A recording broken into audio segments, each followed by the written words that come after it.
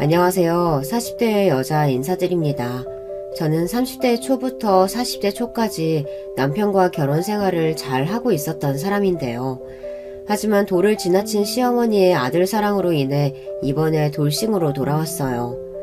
사람이 어쩜 그렇게 아들만 챙길 수 있는지 며느리였던 저는 거의 찬밥 침새나 다름이 없었거든요.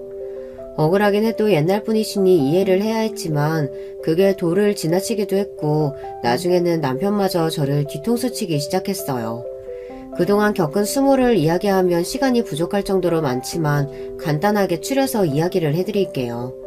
사실 결혼 생활이라는 게 두 사람만 만나는 것이 아니라 가정과 가정의 만남이라고 볼 수 있는데요. 혹시라도 저처럼 아들 사랑이 극심한 시어머니로 힘드시다면 제 사연에 집중해 주셨으면 좋겠어요. 저도 제가 참으면 될 줄 알았지만 그걸로 끝날 문제가 아니더라고요. 평소 저는 불같은 사랑을 해오던 사람이었는데요. 이 사람이 좋으면 그대로 직진하는 사람이었거든요. 그러다 보니 남편이랑도 연애 기간이 길지 않았어요. 그래서 결혼 자체를 생각해 본 적도 없었고 연애만 꾸준히 해오던 사람이었거든요. 근데 남편을 처음 만났을 때는 딱 제 이상형에 가까운 사람이라서 계속 쫓아다니게 되고 나중에는 고백까지 했는데 남편은 그 당시에 오히려 제 마음이 부담스러웠다고 했어요. 물론 저 같아도 과하게 들이댄다면 부담을 느낄 수도 있을 것 같은데 저도 어느 정도 고백을 해보다가 안 되면 빨리 포기하는 편이거든요. 그러다 보니 이번에도 남편이 안 받아주면 더 이상 앞으로 보이지 말아야겠다는 생각이었는데 마지막으로 남편에게 고백한 날 저를 받아주더라고요. 무작정 직진하는 것도 좋진 않지만 이 사람이다 싶으면 저는 마지막까지 최선을 다하는 편이에요. 저는 빨리 사랑에 빠지는 만큼 씻는 속도도 다른 사람들보다 빠른 편에 속하는데요. 하지만 남편을 만났을 때는 달랐어요. 뭔가 이 사람이랑은 결혼까지 할 것 같다는 생각이 들더라고요. 짧을 줄 알았던 연애 기간이 길어지고 3, 4년 정도 만나면서 이제는 이 사람이 아니면 안 되겠다는 생각이 들었어요. 그래서 저는 제가 먼저 프로포즈를 했는데요. 그 당시 저는 직장을 다니고 있었고 남편은 취중생이었는데 그런 건 제게 결혼을 미룰 사유가 되진 않았거든요. 돈을 제가 벌고 있으니 남편도 취업만 하면 될 거라고 생각하고 있었는데 남편은 오히려 저에게 그런 점이 미안해서 지금은 못하겠다고 이야기를 했어요. 그래도 결혼이라는 게 강요할 수 있는 문제는 아니기 때문에 일단은 남편이 하자는 대로 하고 기다려주기로 했어요. 하지만 시간이 지나도 남편이 취업이 잘 되지 않았고 결혼을 계속 미루기에는 제 시간이 너무 아까웠어요. 그러다가 결혼을 안 할 수도 있는 거잖아요. 어떻게 생각을 하실지는 모르겠지만 결혼하고 싶은 사람과 그렇지 않은 사람의 만남에서는 시간 싸움이라고 생각해요. 그래서 이번에는 남편에게 직격탄으로 이야기했죠. 솔직히 지금까지 기다린 시간도 있고 난 올해 결혼했으면 좋겠는데 그게 어렵다면 우리 관계 다시 생각해보자. 이번에 서류 발표면 나면 될 것 같은데 결혼을 그렇게 서두르는 이유가 있어? 당신과 미래를 그려가는 사람인데 당연히 결혼하고 싶지 않겠어? 당신의 미래를 그렸을 때 내가 없으면 이 관계 정리하는 게 나에 대한 배려야. 하지만 나는 지금 이 관계도 좋다고 생각해. 꼭 결혼만이 답이 아니잖아. 법적 보호자도 될 수 없고 연애만 하기에는 우리 나이도 적은 편이 아니잖아. 나도 좀 더 생각해 볼 테니까 이번에는 진지하게 생각해 줬으면 좋겠어. 그렇게 연애 시절에 남편과 이야기를 나누었고 이때를 놓치면 안 된다고 생각했는지 그 다음 달에 저에게 프로포즈를 했어요. 당연히 날아갈 듯이 기뻤고 그 사람과 함께라면 돈을 적게 벌든 많이 벌든 상관도 없었고 잘 살기만 했으면 좋겠다는 생각뿐이었거든요. 아마 이건 제가 충분히 남편을 책임질 수 있다고 생각해서 가능했던 일 같기도 해요. 벌이도 벌이지만 직장을 다니면서 하고 있던 사업이 그만큼 커지고 있던 차였거든요. 남편은 이 사실을 나중에 알았지만 그냥 제 벌이가 많다는 것만 알고 있었어요. 그렇게 결혼 준비를 시작했고 당시 모아둔 돈이 없었던 남편은 어머님께서 지원해주신 3천만 원을 들고 왔어요. 저는 어느 정도 여윳돈을 모아두었기 때문에 아파트 한 채를 하기로 했는데요. 문제는 제가 처음으로 시어머니께 인사를 드리러 간 날 생겼어요. 어머님, 음식이 입맛에 안 맞으세요? 예, 여기는 음식 가짓수가 생각보다 없구나. 비싼 곳이라서 기대했는데 아쉽구나. 아, 죄송해요. 다음부터는 더 신경 써볼게요. 그래, 결혼은 언제쯤 생각한다고? 올해 12월에 올리려고 해요. 어머니께서 3천만 원 지원해 주신다고 들었어요. 그래서 제가 지금 살고 있는 제 명의 아파트에서 혼수하고 결혼식 비용으로 쓰면 될 것 같아요.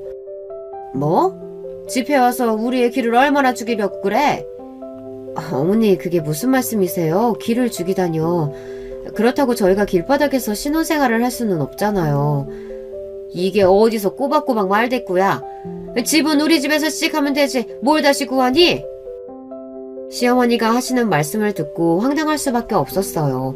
아무리 그래도 집을 해가는데 본인 아들의 길을 죽일 그거로 생각하실 줄은 몰랐거든요.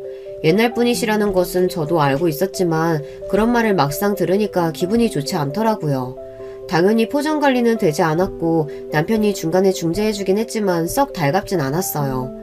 그렇다고 이 결혼에 대해서 다시 생각을 해봐야 하나 싶었는데 어른들은 아들 생각하면 그럴 수 있다는 이야기를 들으니 더 이해가 안 갔어요. 돈을 달라고 한 것도 아니고 집을 구해서 결혼하려고 한다는데 본인의 집으로 오지 않는다는 것에 기분이 많이 상해 있으시더라고요. 자기야, 엄마가 한 말은 너무 신경 쓰지 마. 내가 다시 잘 이야기해볼게. 예전부터 나를 너무 아끼셔서 그런 거야. 아무리 그래도 그렇지 말씀이 너무 지나치신 거 아니야? 내가 집 해간다고 당신 무시하는 것도 아닌데. 우리 엄마로서는 아들이 집을 해가야 하는데 준비가 된 게 없으니까 친정에 귀 눌려서 살 거라고 그래서 그 생각하신 것 같아. 잘 모르겠다. 어머님이 계속 저렇게 세게 나오시면 더 힘들어질 것 같은데. 내가 중간 역할 잘 해줄 테니까 당신도 너무 신경 쓰지 마. 결혼을 준비하는 과정에서 삐걱거리긴 했지만 곧이어 어머님께서 저에게 말씀하신 부분에 대해 사과를 먼저 해주셨어요. 뭐 어른의 입장에서는 그렇게 생각할 수도 있겠다 생각으로 그냥 넘어갔어요. 이때 제대로 잡았어야 했는데 나이가 드신 분들이라면 저렇게 생각할 수 있다는 생각으로 넘긴 것을 나중에는 후회하게 되더라고요. 어머님의 사과도 받았지만 남편 스스로 중간에서 잘하겠다고 했으니 그걸 믿었었는데요. 나중에는 일이 터지더라고요. 결혼을 준비하는 과정에서 상견례 때도 혹시 그런 이야기를 하시진 않을까 걱정되었는데 오히려 그때는 예의를 차리시고 제 칭찬을 그렇게 하시더라고요. 심지어 그 식당은 음식이 별로라고 했던 곳인데 굉장히 좋아하셨어요. 다들 식당까지 오시느라 고생 많으셨어요. 고생하셨어요. 음식은 입에 맞으시나요? 이렇게 맛있는 음식은 처음 먹어보네요. 처음에는 음식 메뉴가 별로셨었나봐요. 다행이네요. 내가 그랬었나? 아휴, 그나저나 지우를 정말 바르게 키우셨네요. 처음 왔을 때와 다른 메뉴를 드셔서 그런 것인지 아니면 일부러 그런 것인지는 모르겠지만 상견례 때는 오히려 분위기가 좋았어요. 그래서 저도 딱히 태클을 걸고 싶진 않아서 좋은 분위기 속에서 마무리하게 되었죠. 그리고 절차대로 진행하는데 결혼을 하는 게 이렇게 힘든 일일 줄 몰랐거든요. 이것저것 챙겨야 할 것들도 많고 예물과 예단 같은 것도 해야 하니까 쉬운 일은 아니었어요. 들어가는 돈도 생각보다 많았고요. 하지만 그런 건 다 괜찮았어요. 오히려 남편이 적극적으로 도와주고 정보도 잘 찾아주었거든요. 물론 결혼을 준비하는 중에 취직하진 못했지만 그래도 저는 괜찮아요. 남편은 카드를 쓰는 게 미안하다고 하긴 했지만 그 정도 지원은 해줄 수 있었거든요. 취업하는데 너무 신경 안 써도 돼. 나중에 좋은 자리 있으면 그때 해도 늦지 않아. 그래도 계속 일하는 여보 돈만 사용하는 건 아닌 것 같아서 미안하기도 하고. 괜찮아. 나중에 취업하면 그때는 여보가 맛있는 거 많이 사주면 되지. 스트레스 많이 받으면 안 좋으니까 쉬엄쉬엄 해. 내가 그래도 집안일 하나는 정말 잘하잖아. 여보 집에 왔을 때 신경 안 쓰이도록 꼼꼼하게 할게. 오히려 처음에는 남편의 가정적인 점이 좋더라고요. 집에 들어가면 따뜻한 밥, 그리고 깔끔한 집안이 되어 있으니 사실 이렇게만 살아도 되겠다는 생각이었어요. 집도 작은 편이 아닌데 구석구석 어찌나 잘 정돈을 해두는지 새삼 남편이 청소나 빨래 같은 것을 잘한다고 느끼고 있었죠. 이거 당신이 다 이렇게 해놓은 거야? 진짜 대단하다. 오늘 하루 종일 고생 많았어. 아니야, 밖에서 일하는 당신이 더 힘들 텐데 이 정도쯤은 아무것도 아니지. 집안일 하는 것도 얼마나 힘든데 진짜 고생했어. 서로를 격려하며 지내다 보니 자연스럽게 남편은 전업으로 집안일을 맡아서 하고 저는 직장을 다니면서 평화롭게 지내고 있었어요. 그러다가 한 번은 어머님께서 저희 신혼집에 오셨는데 집에서 집안일을 하는 남편을 보고 나서 깜짝 놀라시더라고요. 아니 내가 이럴 줄 알았어. 이게 집회였다고 집안일을 다 남편 시키고 있어. 얘 당장 그 앞치마 벗어라. 엄마, 내가 하고 싶어서 하는 거야. 그리고 나는 회사도 안 다니는데 이런 거라도 해야지. 집회했다고 지금 우리 아들 무시하는 거니? 얘가 얼마나 똑똑하고 또 얼마나 착한 앤데 지금까지 너한테 당하고 살았겠어. 어머님, 그게 무슨 말씀이세요? 저희 각자 해야 할 일 하면서 잘 살고 있고요. 어머님이 생각하시는 그런 거 아니에요. 다 필요 없고 태연이 너는 당장 집안일 그만두고 바로 일 구해라. 집안일은 여자가 해야지. 이런 걸 남편한테 시키고 있어. 네, 저희 집에 오셨던 시어머니께서 남편이 집안일을 하는 모습을 보고 기겁하며 당장 그만두라며 저에게 이럴 줄 알았다며 삿대질까지 하시면서 이야기하셨어요. 사실 뭐라고 잔소리를 하실 것 같긴 했지만 그렇게까지 뭐라고 하실 줄은 몰랐네요. 그날은 화를 내며 집으로 돌아가셨고 앞으로 절대 남편에게 집안일을 맡기지 말라고까지 하셨어요. 제가 하거나 아니면 사람을 불러서 시키라며 본인의 아들을 하녀 부리듯이 부리는 건 아닌 것 같다고 말이죠. 여러분들은 제가 너무하다고 생각하시나요? 사실 제가 집안일만 시키는 것이 아니라 용돈도 주고 전반적인 재정관리도 하면서 고정지출도 제가 내고 있거든요. 그런 부분에 대해서는 하나도 말씀을 안 하시면서 저에게는 오히려 돈을 그 정도 벌면 본인 아들이 좀 더 편하게 살아도 되지 않겠냐고 하시더라고요. 어머니의 아들 사랑은 끝이 없었고 남편도 이때는 오히려 제 편을 들어주며 어머니께 반박하는 걸 보니 중간 역할은 잘 해주고 있다는 생각이 들었거든요. 어머니는 항상 자기 편만 들고 힘들게 일하는 며느리는 안 보이시나 봐. 내가 자기 집안일 시킨다고 언제 하다한 적 있어? 기분 너무 나쁘다. 당연히 자기가 더 고생하고 있지. 내가 미안해. 엄마가 올 때마다 저러니까 나도 힘드네. 당분간 집에 오시지 말라고 했어. 오시지 말라고까지? 그렇게까진 말 안 해도 되는데. 이럴 땐 나도 강하게 나가야지. 자꾸 받아주면 안 돼. 남편도 스스로 중간 역할을 잘해야 한다고 이야기했고 오히려 그렇게 말해주는 게 고마웠어요. 보통은 엄마 편을 들면서 말하는 경우가 많잖아요. 그래서 남편에게 더 고마웠던 것 같아요. 그 뒤로는 정말 시어머니께서 저희 집에는 오시지 않으셨고 평화로운 삶을 이어갈 수 있었는데요. 하지만 제 예상과는 다르게 결혼한 지 6개월이 지난 시점에서 오히려 적반하장으로 나오기 시작했어요. 취업 준비를 안 하는 것은 물론 오히려 큰 소리를 치며 본인이 집안일을 하고 있지 않냐며 계속 이렇게 살 거라고 말이죠. 취업은 언제쯤 할 생각이야? 이제 슬슬 해야 되지 않아? 지금도 우리 잘 지내고 있는 거 아니야? 굳이 내가 일 안 해도 된다면서. 그렇긴 하지만 가고 싶다고 했던 회사 공고가 있어서 말해본 거야. 나 앞으로 계속 집안일 하면서 살래. 이게 나한테 맞는 것 같아. 근데 제가 이런 말을 괜히 했던 게 아니에요. 처음에는 집안일도 열심히 하고 또 쓰레기도 제대로 버리면서 역할을 제대로 해주었거든요. 근데 어머니의 방문이 뜸해지고 난 뒤로는 오히려 소홀해지기 시작했어요. 사실 그런 모습들을 보면서 처음부터 크게 신경이 쓰였던 것은 아니었는데요. 오히려 쉬면서 하는 것이 저는 더 좋아 보였는데 갈수록 집안 관리가 전혀 안 되었어요. 그래서 면접이라도 보러 다니는 건가 취업 준비하긴 하는 건가 싶어서 이야기를 했던 것이었거든요. 제 예상과는 다르게 남편의 하루 패턴은 일어나서 밥 먹고 그 뒤로는 컴퓨터만 하면서 시간을 보내는 것 같더라고요.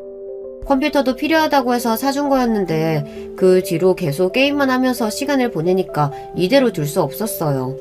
그래서 이야기를 꺼내온 것인데 계속 이렇게 살 거라고 하니까 적어도 집안일은 잘해주라고 이야기하니까 본인을 가정부로만 보는 것이냐며 이야기를 했어요. 갈수록 기가 막힐 수밖에 없는 상황이었는데요. 힘들게 일하고 들어오면 널브러져 있는 설거지와 쓰레기들도 있었어요. 처음에는 이해했죠. 그동안 집안일을 하느라 힘들었을 거라는 생각은 했지만 이건 도가 지나치다는 말밖에 나오지 않았어요. 게다가 갈수록 집은 개판이 되었고 갈수록 남편의 뻔뻔한 행동을 지켜볼 수만은 없었는데요. 집에서 쉬고 있다면 적어도 집안일을 잘 해야 한다고 생각하고 있거든요. 하지만 제 생각과는 다르게 남편은 더욱 심해졌어요.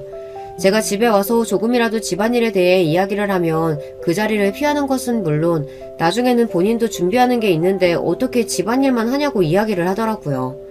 앞뒤가 맞지 않는 말들만 해대니까 저도 모르게 화가 났고 남편에게 그럴 거면 제대로 직장 생활을 하면서 생활비를 내든지 아니면 집안일이라도 제대로 해달라고 말을 했어요. 하지만 그 말이 기분 나빴는지 남편은 그 뒤로도 저를 무시하면서 오히려 집안일을 더 만드는 것 같더라고요. 더 이상 참지 못했던 저는 그동안 남편에게 주었던 카드를 한도를 지정해버렸고 더 이상 쓰지 못하도록 금전적으로 제가 제한을 할 수 있는 건 다 했던 것 같아요. 사용하고 있었던 카드를 진정시키고 나니 남편에게 전화가 왔는데요. 내가 살 게 있는데 카드가 안 돼서 정지라고 하는데 혹시 자기가 정지시킨 거야? 얼마 전에도 용돈으로 챙겨줬고 그렇게까지 많은 돈이 필요하진 않은 것 같아서 카드 하나 줄이는 게 낫다는 생각에 정지시킨 거야. 미리 말해줬는데 기억 안 나? 언제 얘기했는데 갑자기 쓰던 돈을 그렇게 줄이면 나는 앞으로 어떻게 생활하라는 거야? 1년 동안 내가 지원해준 게 얼만데. 그리고 집안일을 하기 싫으면 직장을 다니면 되잖아. 아직도 그 얘기야? 내가 아무것도 안 하는 것도 아니고 진짜 치사하게 나온다. 남편은 저에게 따지듯 이야기했고 제가 카드를 정지하겠다고 말한 부분에 있어서는 기억을 하지 않는 것 같았어요. 그것도 그럴만한 게 아무래도 남편은 게임하고 있을 때 이야기를 하다 보니까 집중을 못한 것 같더라고요. 참을 만큼 참았던 저는 제가 봐줄 이유를 느끼지 못하고 정지시켜둔 채로 생활했어요. 그러다 남편이 심각성을 느꼈는지 그 뒤로는 집안일도 열심히 하더라고요. 저에게 미안하다고 사과도 하면서 제발 카드만은 풀어달라는 이야기를 했어요. 근데 사실 제가 카드를 정지시키려고 했던 이유 중 하나는 남편의 씀씀이 때문이었는데요. 제가 용돈을 안 챙겨주는 게 아니라서 그런지 카드값이 생각보다 많이 나온다고 느껴지더라고요. 이번 달 카드값은 왜 이렇게 많이 나온 거야? 아, 이번 달에 내가 나갈 돈이 꽤 있었어. 미리 말해줄걸. 미안해. 그런 게 있으면 미리 말해줘야지. 한두 푼도 아니던데? 아, 미안. 내가 집에만 있으려니까 답답하기도 해서 그래서 그랬어. 일단은 알겠어. 조금만 줄여서 써줘. 그럴게. 걱정하지 마. 내가 집에만 있는데 뭘 더 쓰겠어. 이번이 끝이야. 카드 명세를 살펴보면 항상 배달 음식을 먹거나 혹은 밖에 나가서 친구들과 시간을 보낼 때도 제 카드를 쓴다는 것을 알게 되었어요. 제가 벌이가 좋다고 해도 매번 배달 음식에 친구들과는 한우를 먹으면서 지내는 남편을 보니 부담이 될 수밖에 없더라고요. 사실 남편이랑 이런저런 대화를 하면서 금전적인 부분에서도 조율을 했던 것이 있었는데 이미 넘어간 지 오래였어요. 쓰다 보면 그럴 수 있다고 생각하고 넘어가다 보니 결국 이런 상황이 벌어지게 된 것인데요. 집에 있는 사람이 돈은 어찌나 많이 필요한지 갈수록 집안일은 소홀히 하고 게임에 빠지는 모습을 보니 한편으로는 이 사람과의 미래가 더 걱정되더라고요. 좋은 대학 나와서 취업을 잘할 수 있을 줄 알았지만 저와 결혼한 뒤로는 취업 활동이 전혀 없었어요. 물론 준비한다고 하고 저에게 이력서를 보여주는 등 자기소개서도 확인받으려고 하는 걸 보니 의지는 있는 것 같았거든요. 하지만 제가 생각했던 것과는 달리 남편은 의지만 있을 뿐 그 뒤로는 무언가를 실천하지는 않았던 것 같아요. 면접도 한두 번 보더니 잘 안 된다면서 오히려 가는 길이 더 스트레스라고 이야기하고 그 다음부터 면접을 안 봤거든요. 스트레스 받는다고 하니까 따로 신경을 쓰지 않았지만 남편이 집안일을 잘해주고 씀씀이만 줄인다면 사실 전업으로 남편이 있어도 괜찮았기 때문에 그때 당시만 해도 큰 문제라고 생각하지 않았어요. 하지만 남편은 제가 예상했던 것과는 다르게 씀씀이도 커지고 점점 갈수록 나태로워지는 게 느껴져서 결국에는 이런 조치를 취한 것이었어요. 시어머니께서도 그동안 집안일을 한다고 이야기를 하시더니 용돈을 받고 생활한다고 말하니 그 뒤로는 그래도 여자가 해야 한다고 하시긴 했지만 남편이 어떻게 얘기했는지 그 뒤로는 별 말씀하시지 않았거든요. 그래서 그때는 시어머니에 대한 스트레스가 그렇게 심하진 않았었는데요. 남편에게서 스트레스가 되는 부분이 생기다 보니 저도 모르게 제가 이러려고 결혼했나 싶더라고요. 보통은 이런 경우가 반대인 일이 많은데 저는 이상하게 남편이 돈을 벌지 못하고 또 씀씀이도 커서 금전적으로 부담을 느낄 수밖에 없었어요. 제가 이런 이야기를 하는 게 자존감을 낮아지게 하지 않을까 싶어서 그동안 참고 있었던 부분이었거든요. 하지만 한 번은 이야기를 해야 할 것 같아서 이번에 말을 했다가 오히려 무시당해서 그 뒤로는 카드를 아예 정지시킨 것이었어요. 남편은 그 사실을 알고 저에게 전화를 했던 것이고요. 처음에는 카드를 정지시켰을 때 오히려 저에게 뭐라고 하면서 자신만만하게 나오더니 나중에는 돈이 떨어지는 게 느껴졌는지 저에게 다시 아부를 떨기 시작했어요. 여보, 내가 정말 반성하면서 살게. 내가 그동안 미쳤었나봐. 당신 고생하는 거 뻔히 아는데 나도 취업 준비하다 보니까 스트레스 받아서 괜히 여보한테 화풀이 했어. 힘들면 굳이 회사 안 다녀도 된다고 전부터 이야기했잖아. 적어도 집안일 열심히 해주고 식비나 나가는 비용 줄여준다면 전업으로 있어도 상관없어. 하는 일도 잘 되고 있으니까 딱히 걱정할 수준도 아니고. 근데 요즘 들어서 카드 많이 쓰니까 나도 예상치 못한 지출은 피하기 어려워. 앞으로 내가 조심할게. 너무 당연하게 여보 돈을 썼던 것 같아. 미안해. 남편의 진심 어린 사과를 듣고 나서는 실제로 청소를 열심히 하던 대로 돌아가서 전체적으로 집안일을 깔끔하게 하고 있었는데요. 나중에는 요리에도 취미를 붙여서 열심히 요리도 해주더라고요. 이런 모습을 보면 그동안 서운했던 감정들이 싹 사라지는데 문제는 시어머니였어요. 저희 집에 식사하러 오셨을 때 자연스럽게 남편이 물도 떠주고 반찬을 세팅하니까 그때부터 표정이 안 좋으셨어요. 너 아직도 집안일하고 있니? 엄마가 취업하라고 했잖아. 언제까지 남자가 부엌에 어슬렁거리면서 살 거야? 그래도 어떡해. 우리 여보가 힘든데 내가 해줘야지. 얘, 네가 퇴근하고 와서 하면 되지. 하나뿐인 남편을 그렇게 부려먹어도 되는 거니? 우리 아들 이러려고 내가 장가 보낸 거 아니다. 네가 집 해온다고 했을 때부터 알아봤어야 했는데 결국에는 내 아들만 고생하면서 살고 있잖니? 어머니, 저번부터 말씀을 너무 심하게 하시는 것 같은데요. 제가 그렇다고 태우 씨한테 부족하게 해줬던 건 한 번도 없어요. 예전부터 남자는 부엌에 들어오면 안 된다는 이야기 있는데 못 들어봤니? 여자들이 집안일을 해야 가정이 화목한 거야. 남편이 집안일 해도 저희는 행복하게 잘 지내고요. 오히려 취업 때문에 태우 씨가 스트레스 받는 것 같아서 오히려 전업으로 생활해도 된다고 한 거예요. 밖에서 일하고 들어오면 저도 힘들어요, 어머니. 아예 안 도와주는 것도 아니고 분담해서 하고 있어요. 맞아, 내가 하는 건데 왜 엄마가 와서 난리야. 앞으로 얘한테 어떠한 얘기도 하지 마. 내가 좋아서 선택한 일이야. 시어머니 앞에서 제 편을 들어주는 남편에게 고마운 마음도 있었고 한편으로는 제가 그동안 남편에 대해 오해하고 있었다는 생각이 들었어요. 하지만 그 뒤로도 시어머니의 문자나 전화 테레가 이어지면서 생활에 지장이 갈 정도로 힘들어지기 시작했는데요. 매번 연락이 오면 하시는 말씀은 똑같았어요. 본인의 아들은 집안일을 하려고 장가를 보낸 게 아니기 때문에 집안일은 제가 맡아서 해주었으면 한다고 말이죠.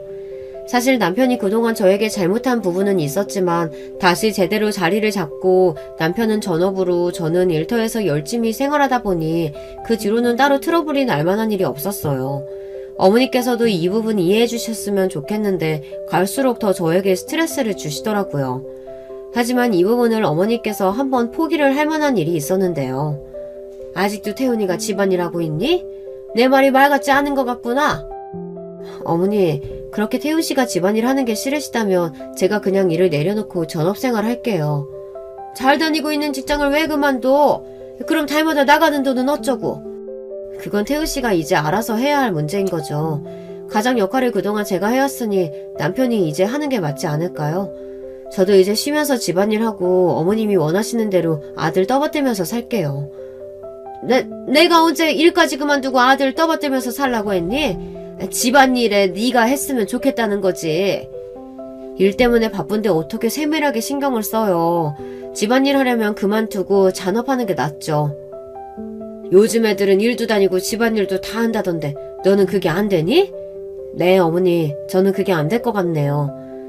한번 시어머니에게 직격탄으로 이야기를 하고 난 뒤에는 더 이상 저에게 무리한 부탁을 하진 않으셨어요. 물론 집에 오셔서 한숨을 쉬시긴 했지만 전처럼 잔소리하는 일이 줄어들어서 좋더라고요. 사실 제가 전업하지 않는 이유는 일이 바빠진 것도 있지만 남편이 하는 것도 생각보다 일을 잘하다 보니까 맡기게 된 것이었는데요.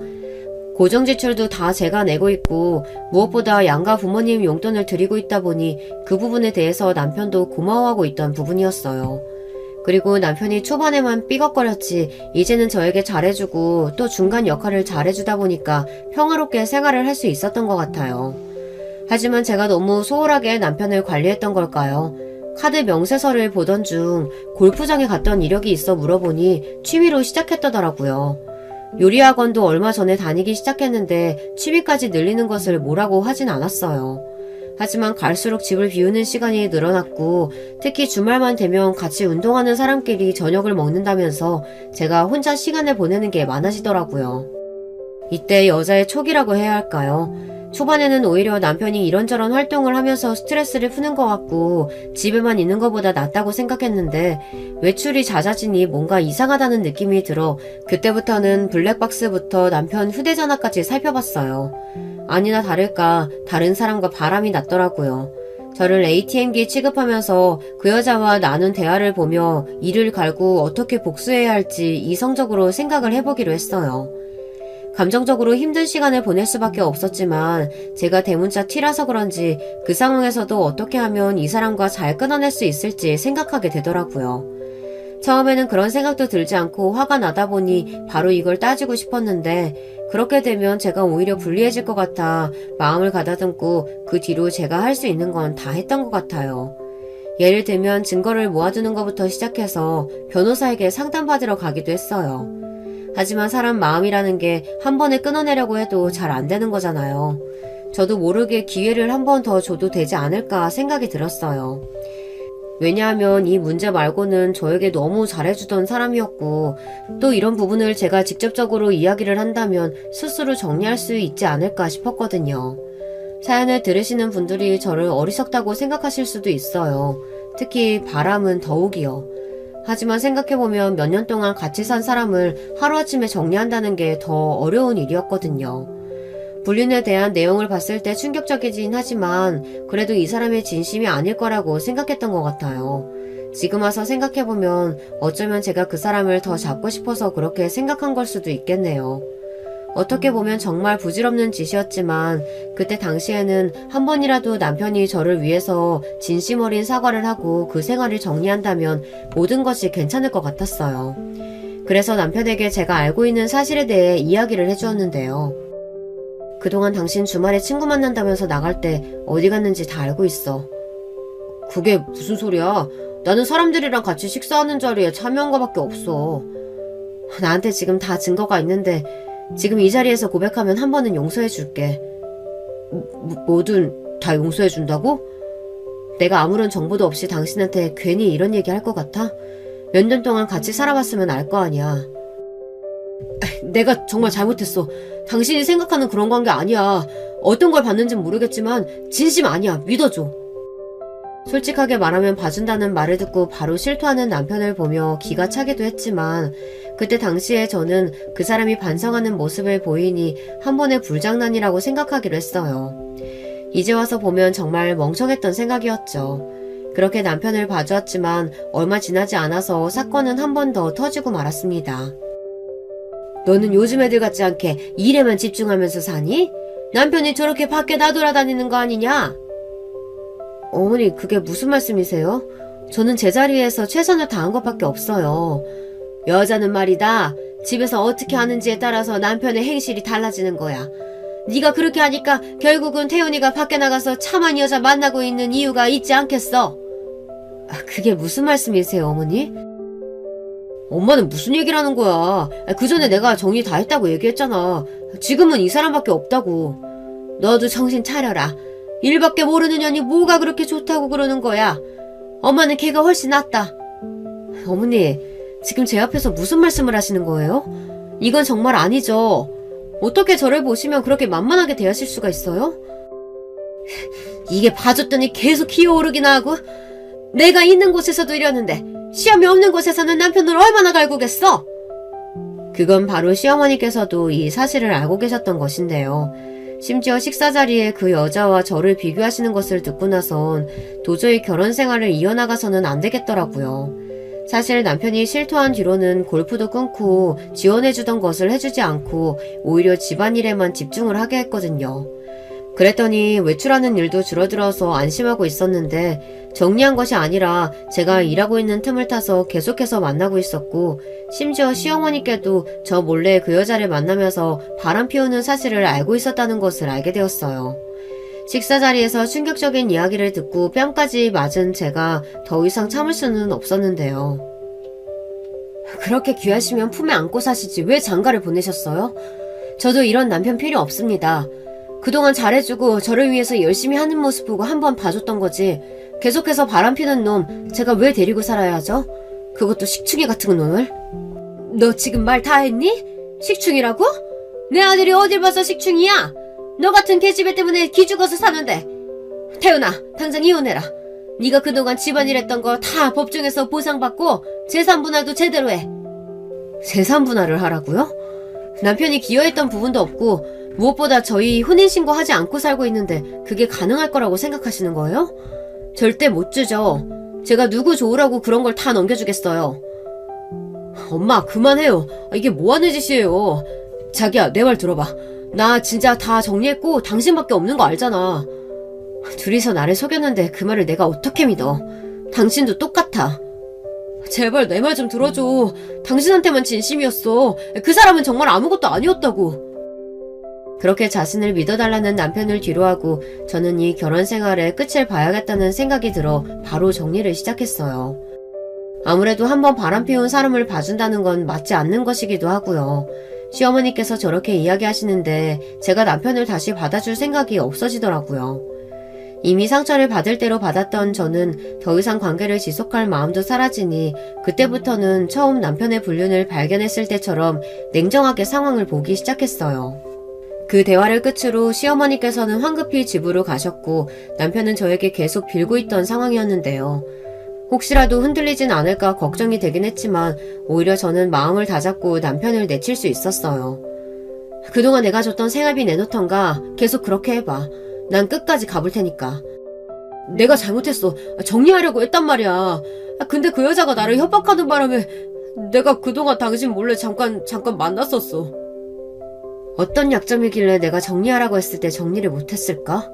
바람보다 더 심한 게 있는 거야?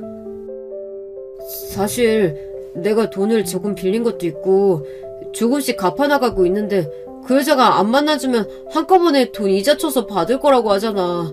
도저히 거부할 수가 없었어. 남편의 이야기를 듣고는 저는 더 어이가 없었는데요. 그동안 제가 주는 생활비는 어디다 썼는지 그 여자에게 돈까지 빌렸더라고요. 제가 봤던 대화 내용 중에는 금전적인 부분에 대해서 말을 했던 게 없다 보니 그런 문제가 있을 줄은 꿈에도 몰랐어요. 하지만 제가 그걸 더 신경 쓸 이유는 없었죠. 그건 당신이 알아서 하면 되는 문제고 이 집에서 좋게 나가고 싶으면 소송이든 뭐든 다 포기하고 그냥 몸만 나가. 아무리 그래도 그렇지 내가 그동안 당신 편하라고 집안일 해준 건 생각도 안 하는 거야? 적어도 혼자 살 수 있는 금전적인 지원은 해줘야지. 내가 누구 때문에 지금 경력단절로 이러고 있는데. 당신 정말 웃긴다. 먼저 전업하고 싶다고 말한 건 기억도 안 나나 본데. 그리고 내가 당신한테 부족하게 했던 적 있어? 일하고 싶으면 취업하라고까지 이야기를 해줬는데도 안 한 건 당신이잖아. 그건 당신이 나한테 그럴 거면 전업을 하라고 해서 그런 거잖아. 적어도 취업에 집중할 수 있게는 해줘야지. 내가 은행 가서 당신한테 보내준 돈이야. 그 돈 액수만 봐도 몇 년 동안 당신이 회사 들어가면 받을 수 있는, 아니지, 그보다 더 많은 돈을 보내줬는데. 뭐? 이건 모두 생활비가 포함된 거잖아. 나 혼자 쓸 수 있는 돈은 적었다고. 남편이 이야기하는 것을 들으니 더 어이가 없었어요. 적어도 개인적으로 쓸 수 있는 돈을 300만 원 정도는 줬던 것 같은데 그건 다 어디다 쓰고 이제 와서 본인은 생활비로 허덕이면서 살았다는 듯이 말하는 걸 보니 더 이상 참을 수가 없겠더라고요. 그래서 어떻게 하면 될까 고민을 하다 통장을 정리하던 중 시어머니께 들어갔던 돈이 있다는 것을 알게 되었어요. 제 통장에서 그동안 얼마나 많이 빼갔는지 거의 생활비만큼이나 매달 나가고 있더라고요. 그 통장은 제가 남편에게 쓰라고 줬던 통장이었는데 제 명의로 되어 있거든요. 필요할 때 사용하라고 준 건 맞지만 저와 상의도 없이 어머니께 많은 걸 해주고 있다는 것을 알게 된 뒤로는 통장부터 비밀번호를 바꾸고 또 어머니께 들어갔던 돈을 남편에게 청구하기로 했어요. 그동안 제가 해주었던 모든 것들을 차단하고 나니까 시어머니께서도 그제서야 저한테 전화를 해서 사과를 하셨는데요. 얘야, 그동안 내가 섭섭하게 해서 미안하구나. 난 태훈이가 그런 줄도 모르고 계속 너만 타박했네. 늦었지만 지금이라도 사과하마. 아니요, 사과 안 하셔도 됩니다. 이미 끝난 사이고 앞으로 볼 일 없을 테니까요. 그리고 제가 모르는 사이에 남편이 돈을 많이 썼더라고요. 어머님 집에 있는 소파, TV 다 제 돈으로 샀던데 그대로 청구할 거니까 그렇게 아시고요. 그걸 너가 왜 청구하니? 그건 우리 태훈이가 날 위해서 해준 것들인데. 효도를 제 돈으로 했으니까 문제가 되는 거 아니겠어요? 태훈씨 앞으로 다 청구할 예정이니까 아들 위해서라면 지금부터라도 처분하셔서 조금이라도 돈 남겨두시는 게 좋을 거예요. 어쨌든 제 허락 없이 돈을 쓴 거니까요. 아니 그게 무슨 소리니? 어쨌든 남편인데 그렇게 모지게 할 필요는 없잖니. 아줌마가 그렇게 감싸던 자식 그대로 데려가시면 되고요. 앞으로 연락할 일 없을 테니 전화하지 마세요.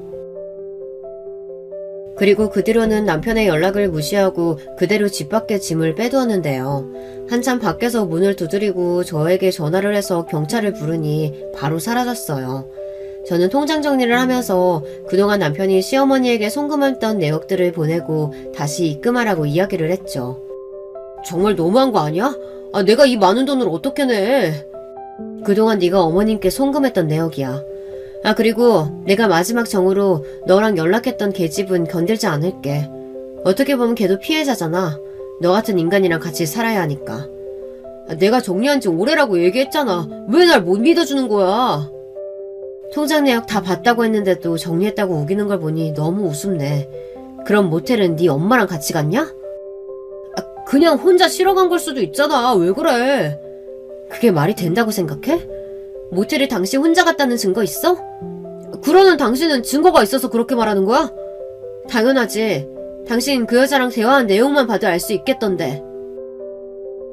제 이야기를 듣던 남편은 그대로 벙찐 듯이 말도 제대로 못하면서 변명을 하기 시작했어요. 지금껏 이런 사람과 살았다니 지금이라도 벗어나는 게 다행이라는 생각뿐이더라고요. 그리고 마지막으로 입금을 하지 않으면 저도 가만히 있지 않겠다고 하니 달마다 돈을 나눠서 갚겠다고 말을 해서 공증을 받으러 갔습니다. 정말 이렇게까지 해야겠어? 그래도 우리 한때는 부부였는데 이렇게 나를 못 믿는다고? 그동안 너가 한 일을 생각하면 그렇게 말 못하지. 앞으로 나도 돈 입금 안 될 때마다 연락할 테니까 이자 2배 내기 싫으면 기한 맞춰서 입금하는 게 좋을 거야. 혹시라도 당신 마음 달라진다면 언제든지 연락 줘. 나도 기다리고 있을게. 그럴 일 없으니까 내 눈앞에서 얼씬도 하지 마. 그렇게 아들만 치켜세우던 어머니께서도 자존심을 굽히시며 미안하다고 매일 사과를 하셨지만 다시 그때로 돌아가고 싶지 않았어요. 뭐든 처음에 잘해줄 때 고마움을 알고 표현하는 게 중요한데 항상 저를 타박하셨던 분이시거든요. 그렇다 보니 저도 계속 마음의 문을 닫을 수밖에 없었고 대들기도 했지만 결국에는 이렇게 되었네요. 남편과 잘 살아보겠다는 마음으로 외도도 봐주고 수모를 겪더라도 제가 조금만 더 잘하면 될 줄 알았어요. 하지만 그게 아니라 오히려 남편만 편드는 시어머니를 보니 도저히 안 되겠더라고요. 게다가 저와 그 상간녀를 두고 비교하신 것도 그렇고 저를 깎아내리는 집안과는 더 이상 상종하고 싶지 않았어요. 그동안 남편을 보고 버텨왔는데 지금은 오히려 괜히 그랬다는 생각이 먼저 드네요. 또 이런 사실을 알리고 싶진 않았지만 어쩔 수 없이 부모님께도 말씀을 드렸어요. 지금까지 저희 부모님 이야기가 나오지 않았던 이유 중 하나는 아무래도 제가 있었던 일들을 말하는 스타일이 아니기도 했고 종종 가족과 함께 만나는 일에는 남편이 잘하고 있을 때였거든요. 어른들에게는 잘하는 스타일이라서 그런지 부모님께서는 그냥 잘 산다고 생각을 하고 계셨어요. 그래서 제가 이혼 이야기를 꺼냈을 때 많이 놀라시더라고요. 김서방이 바람펴서 이혼하게 됐어요. 그동안 말 못 드려서 죄송해요. 김서방이? 누구랑? 아이고 그동안 네가 먹여 살렸는데 그 은혜를 이렇게 갚는단 말이야? 더 들을 필요 없다. 집 처분하고 너는 본가로 들어와. 정리될 때까지는 무슨 일 있으면 전화하고. 제가 이혼해도 괜찮아요? 당연하지. 내 딸 행복하라고 시킨 결혼인데 그렇게 김서방이 뒤통수 칠 줄은 몰랐다. 그래, 우리한텐 너가 더 중요하지. 앞으로도 창창할 텐데 그딴 놈 때문에 시간 허비하지 마라. 사실 아버지께서 결혼한다고 남편을 데려왔을 때 하지 말라고 했던 것이 3가지가 있었거든요. 바람, 그리고 도박, 폭력이었어요. 어떠한 일이 있더라도 있어서는 안 될 일이라고 했고 그걸 어긴 것인 만큼 부모님께서는 당연히 분노하실 수밖에 없었죠. 그동안 너한테는 말 못했는데 김수방한테 우리가 건물 관리도 맡겼었었어. 근데 전혀 일할 생각이 없어 보이던데 그럼 그동안 생활비는 너가 대준 거냐? 그렇죠. 뭐 어차피 제 월급이 넉넉하니까 그동안 괜찮았는데 도저히 못 참겠더라고요. 외도뿐만이 아니라 어머니께서도 절 무시하셨거든요. 심지어 얼마 전에는 제가 수저를 먼저 들었다고 뺨까지 치셨어요. 그런 집안이라면 빨리 나오는 게 맞다. 어디 우리 귀한 딸을 쳐. 당장 찾아가고 싶은 거 꾹 참고 있어. 괜찮아요. 어차피 이제 안 볼 사람들이고 또 남편한테도 정이 다 떨어졌거든요. 그날은 남편에게도 실망할 수밖에 없었던 게 제가 뺨을 맞고 어이가 없어서 바라보고 있으니 저한테 하는 말이 그러게 왜 먼저 수저를 들었냐는 말이었거든요. 결국 나중에는 본인의 엄마 편을 들더니 제가 조금 정색하니까 그제서야 미안하다며 사과를 했어요. 저희 부모님께서도 저를 주지해 주시니까 더 용기를 얻고 이혼을 할 수 있었던 것 같아요. 그대로 남편을 반품시킬 생각을 하니까 시어머니는 얼마나 좋아하실까 기대가 되더라고요. 짐 싸서 나가면 되고 시어머니 댁에 가서 살던 길바닥에서 살던 이제 신경 안 쓸 테니까 앞으로 돈이나 잘 보내. 내가 이 나이 먹고 어머님 집에 어떻게 들어가서 살아. 왜? 그렇게 아끼고 떠받들면서 이야기하시던 분인데 그 정도도 못 해주실까? 아직 늦지 않았어. 제발 다시 한 번만 생각해주면 안 돼? 그동안 너랑 4년 살면서 행복한 적도 있었지만 나한텐 지옥인 시간이 더 많았어. 좋았던 시간으로 돌아갈 때는 이미 놓쳤지. 앞으로 돈이나 잘 보내고 다신 부부로 볼 일 없으니까 미련은 개나 줘. 다행히 남편은 공증을 받은 이후로 꾸준히 돈을 보내고 있어요. 저희가 혼인신고를 했던 사실이 없다 보니 재산 분할에 있어서는 문제가 되지 않았는데요. 이 부분은 저도 재산 분할이 가능할 수 있다고 들어서 살짝 불안하긴 했거든요. 하지만 남편이 기여한 부분 없이 오로지 제 월급만으로 생활을 해왔기 때문에 문제가 되지 않았어요. 집도 저희 집이라 남편에게 자산을 한 푼도 주지 않고 처리할 수 있었어요. 깔끔하게 갈라서고 난 뒤에는 남편이 보내는 원금 이자를 합친 돈으로도 쏠쏠히 용돈이 되고 있고 제가 하던 사업이 잘 되면서 전처럼 일을 많이 하지 않아도 월 수익이 꽤 많아지게 되었어요. 결혼을 유지하고 있었다면 이 돈으로 같이 여행도 다니고 즐거운 시간을 보냈을 텐데 본인의 복을 그대로 차버린 거죠. 이후 어떻게 소식이 들렸는진 모르겠지만 남편은 꾸준히 저에게 후회하고 있다며 돌아와 달라고 이야기를 했지만 저는 그럴 생각이 없었어요. 그 상간녀도 나중에 제 남편과 바람이 난 걸 들켜서 결국 이혼을 당했다더라고요. 오히려 속이 시원하고 갈라서길 잘했다고 생각해요. 그리고 남편을 그렇게 아끼던 시어머니는 길거리에 나앉을 자식을 위해서 본인이 가지고 있었던 집을 내어주셨는데요. 아마 투룸이라 두 사람이 같이 사는 것 같더라고요. 그토록 감싸고 살던 아들과 같이 사니까 어머님은 행복하시겠죠.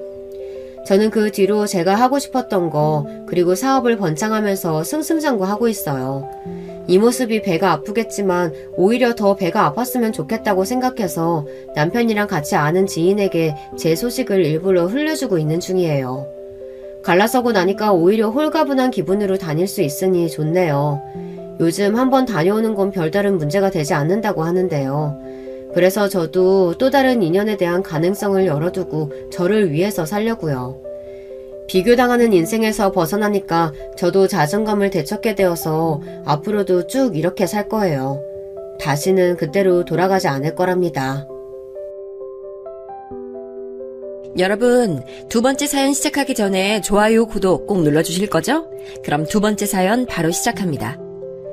안녕하세요. 저는 은행에서 일을 하다가 퇴직을 하고 집에서 소소한 취미 생활을 하면서 하루를 보내고 있답니다. 제게는 아들이 둘 있어요. 아이들이 초등학생이 될 때 이혼을 하고 혼자서 키웠죠. 제가 부끄러울 일은 아니지만 아내가 다른 남자와 바람이 나서 이혼장만 던져두고 사라졌어요. 그 전날까지만 하더라도 함께 외식을 하고 가족 사진도 찍고 나름 즐겁게 보냈는데 하루아침 만에 사라졌죠.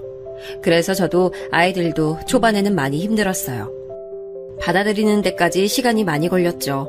아마 남은 사람들 중에서 제가 가장 늦게 정신을 차렸을 거예요. 두 아들 녀석들 덕분이죠. 혼자 그것도 남자 혼자서 키워낸다는 것이 쉬운 일은 아니었어요. 특히 둘째 녀석은 어찌나 사고를 많이 치는지 학교에 불려간 게 한두 번은 아니었죠. 둘째가 사춘기가 긴 편이라고 한다면 첫째는 큰 말썽 없이 무난하게 학교를 다녔어요. 둘이 연년생인데 형제들끼리 사이도 좋았어요. 둘째 녀석이 홧김에 집을 뛰쳐나가면 셋째가 데리고 들어오더라고요. 말이 좀 거칠고 행동도 큰 녀석인데 1살 차이 나는 형이 하는 말이라고 하면 두 말 없이 시키는 대로 하기도 했고요. 그런 둘을 보면 누가 봐도 형이고 동생이구나 싶었답니다. 고등학교만 졸업하면 아이들은 다 키웠다고 생각했는데 꼭 그런 것만은 아니었어요. 둘째는 대학을 졸업하기도 전에 덜컥 자신의 아이를 가졌다고 동갑내기 여자애를 집에 인사시키는가 하면 첫째는 비혼주의라고 자기는 평생 결혼하지 않고 살겠다고 선언했거든요.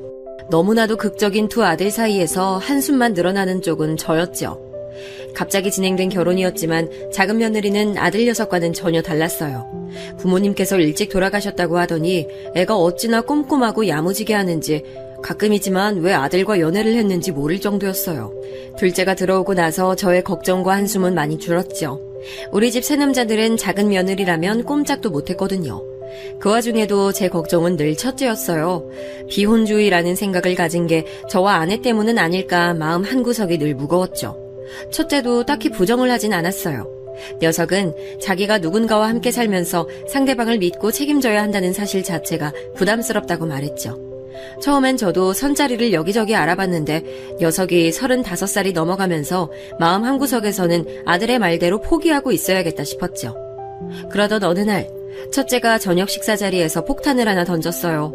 둘째 아들 녀석이 결혼을 하고도 아직 분가를 하지 않아서 함께 살고 있다 보니 저녁 식사 자리가 정신이 없거든요. 둘째는 아들 둘에 늦둥이 딸까지 5 식구였고 거기다 저와 첫째까지 하면 식탁에 총 7명이 둘러앉아 있었어요. 아직 어린 손녀의 애교에 이제는 훌쩍 커버린 손자들의 학교에서 있었던 일까지 다들 밥이 입으로 들어가는지 코로 들어가는지 모르는 그런 식사 자리를 단숨에 조용히 시킬 정도로 큰 폭탄이었어요. 저 결혼하고 싶은 여자가 있습니다. 집에 데려오고 싶어요. 첫째의 한마디에 남은 식구들은 얼음이 된 것처럼 가만히 있었어요. 과하게 조용해진 식탁에 민망해진 첫째는 몇 달 전부터 만나는 여자가 있었으며 그 사람과 결혼을 하고 싶다고 했어요. 저는 제가 환청을 듣고 있다고 생각했어요. 그렇게 비혼주의를 외치던 아들 녀석인데 결혼이라니 이게 무슨 일인가 싶었죠. 둘째는 만우절인가 생각도 했다고 하더군요. 저와 둘째가 이렇게 혼이 나가 있는 동안 가장 먼저 정신을 차린 건 작은 며느리였어요. 아주버님, 날은 언제로 하고 싶으세요? 집으로 모실 거면 저도 미리 준비를 좀 해야 하는데. 첫째는 식사 대접은 부담스러우니 가볍게 인사만 드리겠다고 하더군요. 둘째 며느리는 처음 인사하는 자리인데 그럼 차만 마시고 가는 것도 이상하지 않냐고 했지만 첫째가 전혀 아니라고 하면서 식사를 함께 하진 않을 것이라고 했어요. 인사하러 온다는데 식사는 함께 먹어야지 그래도. 사실 그 사람 아버지가 좀 편찮으셔서 매일 병원에 가야 하거든요. 그래서 너무 길게 시간을 뺏고 싶진 않아서요. 첫째의 이야기를 들은 우리는 충분히 그럴 수밖에 없는 상황에 납득했어요. 첫째는 괜찮은 날이 정해지면 다시 얘기를 해주겠다고 했죠. 저는 그 이야기를 들은 날부터 괜히 가슴이 두근거리고 긴장이 되더라고요. 사실 첫째는 절대 결혼하지 않을 것이라고 생각했거든요. 자기 생각이 워낙 강해서 뭘 하나 정하면 쉽게 바꾸는 녀석이 아니라서 꿈에도 생각지 못했답니다. 그렇게 고집스러운 첫째의 생각을 바꿔준 아이가 어떤 사람인지 그걸 상상하고 있으면 시간도 금방 흐르는 것 같았어요. 폭탄 선언이 있고 일주일 정도 지났나 첫째가 여자친구를 데려오겠다고 하더군요. 저희 가족들은 엄청 긴장된 얼굴로 기다리고 있었어요. 평소와 다름없는 건 작은 며느리뿐이었죠. 오히려 보는 사람 불안하게 왜 이렇게 경직돼 있느냐고 저와 둘째를 타박할 정도였답니다.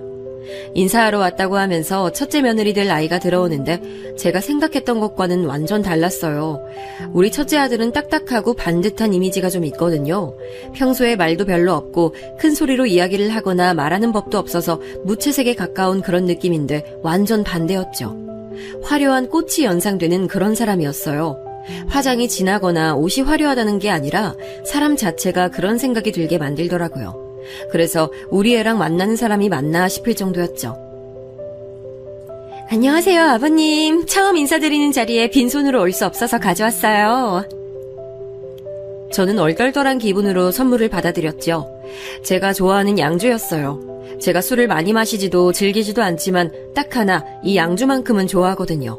그 사이에 손자들 선물이며 작은 며느리에게는 화분까지 주더라고요.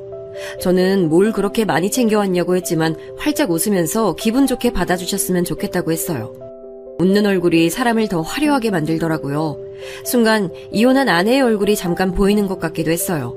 그렇게 생각이 들고 나니 계속해서 얼굴이 겹쳐 보이더군요. 솔직히 좋은 기분은 아니었어요. 첫째의 마음이 바뀐 게 이 때문인가 싶기도 했죠. 저는 여느 아버지들이 그렇듯 저는 어떤 일을 하고 있는지 가족관계는 어떻게 되는지 물었어요. 예비 며느리는 방글방글 웃으며 대답을 하는데 사람이 화려한 만큼 밝기도 하구나 싶었어요. 우리 큰애랑은 어떻게 만났어요? 아, 카페에서 제가 실수로 정민 씨에게 커피를 엎질렀어요. 그것도 엄청 제대로 말이죠. 작은 며느리는 무슨 드라마에서나 볼 법한 스토리라고 눈을 빛내며 어떻게 된 건지 자세하게 물었어요. 예비 며느리는 부끄러워하면서 그 상황에서 화도 내지 않고 담담하게 괜찮다고 말하면서 세탁비도 받지 않고 그냥 자리를 뜬 큰아들에게 너무 미안해서 며칠이고 카페에서 큰아들을 기다렸다고 하더군요. 그리고 다시 만났을 때 세탁비 대신 저녁을 사겠다고 말했고 그렇게 만남이 이어졌다고 말이죠. 제가 들어도 무슨 영화나 드라마에 나올 법한 만남이더군요. 큰아들은 민망한지 그런 이야기는 그만 물어보라고 하면서 헛기침을 했어요. 예비 며느리는 이런 모습이 다른 사람들과 달라서 자신이 고백을 했다고 둘 사이에 이야기를 해주더군요. 이야기가 계속될수록 안절부절 못하는 큰아들의 모습도 그런 아들을 웃으면서 바라보는 예비 며느리의 모습도 참 인상적이었습니다. 그렇게 첫 만남을 가지고 첫째가 데려다 준다고 나간 뒤 저는 둘째에게 물었어요. 첫인상이 어떻냐고 말이죠. 둘째는 자기 생각이 뭐가 중요하겠느냐고 하더니 잠시 망설이다가 말했죠. 엄마 좀 얼굴이 닮았다기보단 분위기? 웃는 거? 하여튼 그래서 형이 좋아하나 했죠 뭐. 저만 그렇게 생각한 게 아니더라고요. 저는 그동안 엄마 이야기를 특별하게 한 적이 없어서 다 잊고 산다고 생각했는데 아니었나 싶어서 괜히 입안이 씁쓸했죠. 저와 둘째는 이 이야기는 절대 첫째에겐 하지 말자고 약속을 하고는 모르는 척 입을 꾹 다물기로 했어요. 그렇게 인사를 시키고 당장이라도 결혼 준비를 할 것이라고 생각했었는데 첫째가 아무 말을 하지 않더라고요. 오죽하면 중간에 헤어졌나 싶은 생각이 들기도 했죠. 그러던 중 첫째가 결혼 준비를 하려고 한다고 말하더군요. 그러면서 사돈될 분이 몸이 편찮으셔서 상견례 자리엔 나오기가 힘들어 상견례를 생략하고 싶다고 말이죠. 전 아무리 그래도 사돈이 될 분의 얼굴도 모르는 게 말이 되냐고 했지만 첫째 말에도 일리가 있었어요. 친척이 많은 것도 아니라 상견례를 한다고 해도 나올 사람이 없는데 뭐하러 굳이 하느냐고 말이죠. 그럼 결혼 준비는 어떻게 하려고? 그걸 너희 둘이서 다 할 수 있겠어? 나도 그 사람도 결혼식 크게 하는 걸 원하진 않아요. 죄송하지만 그냥 가족들 모시고 조촐하게 소규모로 하려고요. 그래도 신경 써야 할 게 한두 가지가 아니잖아. 당장에 결혼하고 나서 살 집은 어떻게 하려고? 집은 구했어? 첫째는 직장 근처에 작은 오피스텔을 얻었다고 말했어요. 둘이 살기엔 나쁘지 않은 크기였지만 나중에 아이가 태어나면 너무 작을 것 같더라고요. 하지만 아들의 생각은 확고했죠. 전 내키지 않긴 했지만 그래도 결혼은 죽어도 안 한다는 아이가 결혼이라는 말을 입에 올렸다는 것이 고마워 알겠다고만 했어요. 며칠 뒤 저는 첫째와 큰 며느리를 집으로 불렀어요. 결혼 준비에 정신이 없겠지만 그래도 꼭 주고 싶은 것이 있었거든요. 저는 언젠가 첫째가 결혼을 한다고 하면 주려고 모아두었던 통장을 건넸어요. 엄청난 큰 액수가 들어있진 않았지만 아이들 둘이 결혼하는데 예물값이라도 했으면 하는 마음이었죠. 큰 며느리는 한사코 괜찮다고 자기들끼리 할 수 있다고 사양했어요. 하지만 부모 마음은 또 그게 아니잖아요. 받아둬라. 내가 같이 다니면서 봐줄 수 있는 것도 아니고 그냥 너희들끼리 꼭 필요하다 싶은 곳에 잘 썼으면 좋겠다. 감사합니다, 아버님. 정말 아껴서 잘 살게요. 정말 감사드려요. 큰며느리의 거듭된 감사 인사에 손살에 치면서도 내심 아이들에게 도움이 된 것 같아 기분이 좋았습니다. 결혼식은 정말 조촐하게 치렀습니다. 하객들이라고 하기도 민망할 정도로 가족 친지들만 모였죠. 저는 그날 사돈을 처음 만났어요. 많이 편찮으신 모양인지 휠체어를 타고 나오셨더라고요. 딸의 웨딩드레스 입은 모습이라도 보고 싶어서 잠깐 나왔다고 말씀하시는데 코끝이 찡해지더군요. 왜 첫째가 상견례를 생략하자고 했는지 이해가 됐어요. 사돈은 결혼식 끝나기 무섭게 창백해진 안색으로 병원으로 먼저 들어가 보겠다고 말했어요. 저는 예쁜 딸을 며느리로 맞이할 수 있어서 고맙다는 말을 전하고 그대로 헤어졌죠. 첫째까지 결혼을 시키고 나니 이제 진짜 제가 할 일은 아무것도 없구나 싶었어요. 진지하게 고향으로 내려갈까 생각도 들었죠. 이미 가진 재산이라곤 어느 정도 정리했고 제 손에 남은 것이라곤 고향의 작은 땅과 집이 전부였죠. 자식들 자리 잡으면 고향에 내려가 그 땅에 농사를 지으며 살아볼까 하는 생각으로 남겨뒀거든요. 하지만 늦둥이 손녀 재롱 구경하는 재미에 금방 그런 생각도 사라지더군요. 첫째가 결혼해 분가를 난 이후 매주 주말만 되면 집으로 찾아왔어요. 맛있는 요리를 배웠다고 하면서 작은 며느리까지 주방엔 얼씬도 못하게 하고는 혼자서 저녁을 준비했죠. 처음엔 살짝 불안하기도 했어요. 요리와 전혀 관계없는 사람의 얼굴을 하고 있었으니까요. 그래서 손맛이 좋다는 첫째 아들의 말에도 콩깍지가 쓰여서 저런다고 할 정도였죠. 그런데 정말 맛깔스럽게 잘하더라고요. 레시피를 보고 했다는데 수준급이다 싶었죠. 작은 며느리도 정말 못하는 게 없는 아이인데 큰 며느리도 마찬가지더라고요. 덕분에 제 입만 호강이었죠. 그뿐만이 아니었습니다. 직장의 지인에게서 구했다고 유명한 도예 작가의 전시회 티켓을 가져와서는 함께 가자고 권해주기도 했죠. 제 유일한 취미가 도예를 배우는 것이었거든요. 전시회에 가서도 계속 제 팔짱을 끼고는 전시물에 대해서 물어보더라고요. 도예에 관심이 있는 것은 아닐까 싶을 정도로 말이죠. 전시회장에서 도예 교실을 함께 다니는 사람들을 몇 명 만났는데 다들 딸이 있었느냐고 놀랄 정도였어요.